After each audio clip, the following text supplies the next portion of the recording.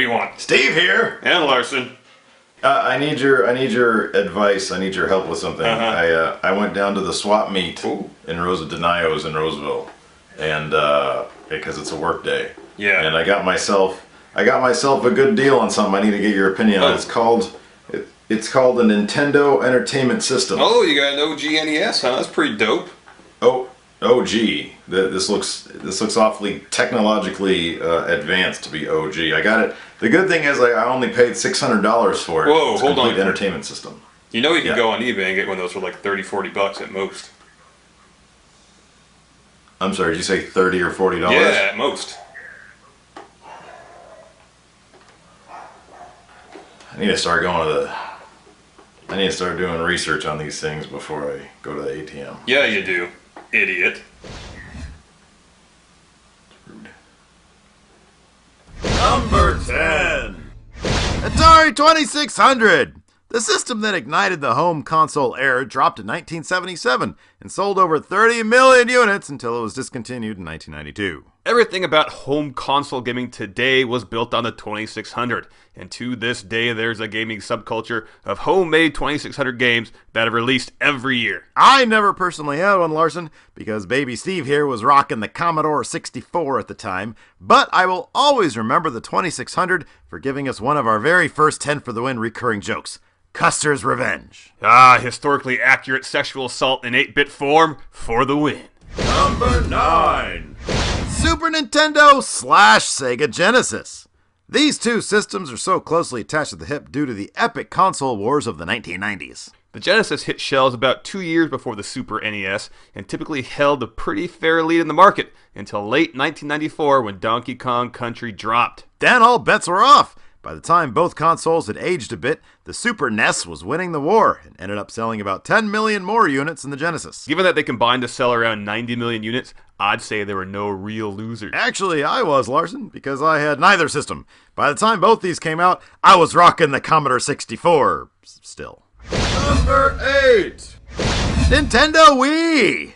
Admit it. When you first heard about or saw the Wii demo, you thought that motion shit was pretty cool, huh? And then I tried it myself and realized how much work motion gaming is. Pass! Very well, friendo, but a lot of people didn't pass. And for a spell there a few years back, the Wii sold in the mega numbers, as it appealed to a much broader demo than your typical home console. Be it sports bars hooking the Wii up to their big screens for some drunken Wii boxing, parties centered around Wii bowling, or fatties trying to burn calories on Wii Fit, the Wii seemingly had something for everyone, and has sales nearing 100 mil. With the HD Wii U coming up soon, along with the Nintendo Network Online thingy, the sky is the limit for stuff.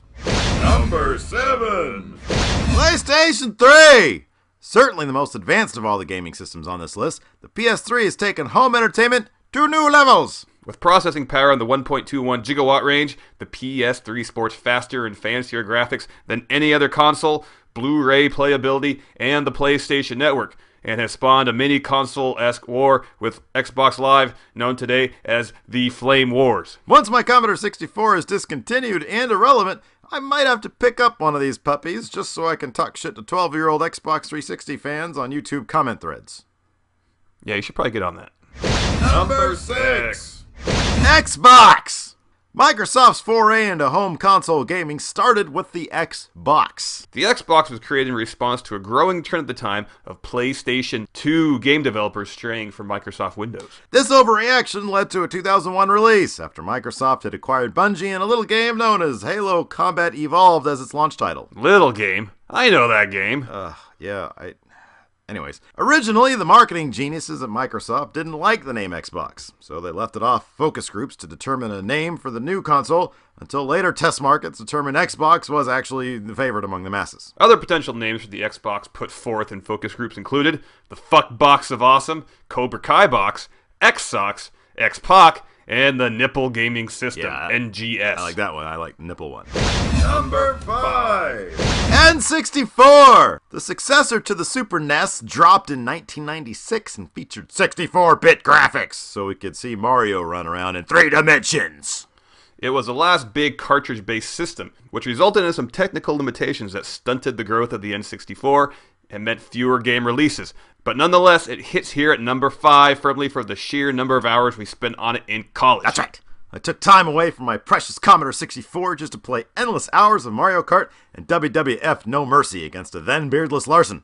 Shocking, to say the least. And sweaty. That old apartment we cohabitated in the San Fernando Valley smelled worse than much of the beat beaver that was used to shoot porn in the surrounding area. Much less disease in our apartment. Number 4.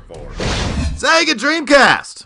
The Sega Dreamcast both marked the end of the console road for Sega and the beginning of a huge new market in console gaming. Although the Dreamcast was considered a financial flop, thanks to console market saturation from the likes of the PS2, the GameCube, and the aforementioned Xbox, the Dreamcast was considered by many to be ahead of its time. It included a built-in modem and internet support for old-timey online play, which foreshadowed the massive online gaming market of the here and now. Unfortunately, the Dreamcast is always going to be known as somewhat of an Orson Welles in gaming history, ahead of its time, with its brilliance discovered far too late, and fat on fish sticks. Sega fish sticks coming soon to an Albertsons near you. Number 3. Nintendo Entertainment System!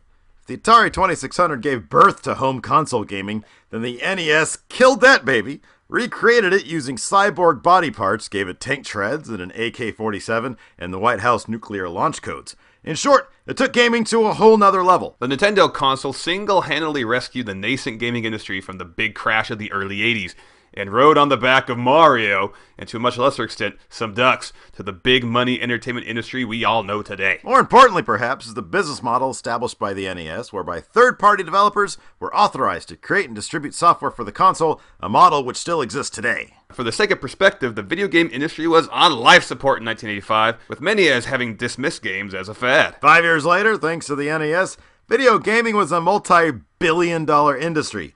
24 years after that, Steve and Larson make a living playing video games. Number 2. Xbox 360! Alright, I'll be honest, I finally got rid of my Commodore 64 for one of these things, and may I say, how gaming has changed since 1982, Larson. The Xbox 360 hit shelves in the 05, and well, come on people, you all know the deal. We can't really tell you anything about today's most popular console you don't already know. Although, we do have some breaking news for you. We heard a very credible rumor that the 360 successor, the Nipple Gaming System 720, might be hitting the store shelves as early as August 26, 2012, and its launch title might be a collection of fish sticks-related Commodore 64 mods. Hey, wait, Steve? Yes. Yes. Did you make this rumor up? Is this from your brain? Yes, and if you like fish sticks and Orson Welles, find me on MySpace at myspace.com/Orson Loves Fish Sticks. Or follow me at Friendster at friendster.com. No. Back to your closet, Orson. Oh, okay. I'll go back into my I'll give you a closet. steak. Okay. Ooh, I'll have two. Number 1. PlayStation 2!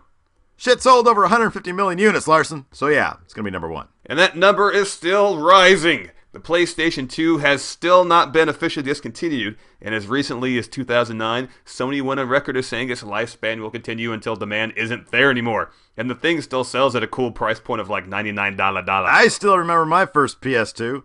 I bought it from my friend Kenny out of his trunk after he bought it with a stolen credit card. Or wait, maybe that was my Commodore 64. I don't know, man. My memory of the 70s is pretty sketchy. And if your memory of the 70s is sketchy, help Steve fill in the gaps on the Facebooks at facebook.com/Steve and Larson. Or follow my horrible memory at the Twitters at twitter.com/Steve and Larson. I think you got syphilis. It's eating away at your brain. Yeah, I don't know. I guess 10 years living in the San Fernando Valley probably did that to me. It just eats away at my brain through osmosis. I got syphilis by osmosis. Not sexually transmitted, just osmosis. Fess up, you pickled your prick in the cunt brine of a lot of porn stars. Just say it. Is that really a bad thing? I would think I'd be hailed as a hero. It's bad if you don't wrap your shit up. Oh, come on.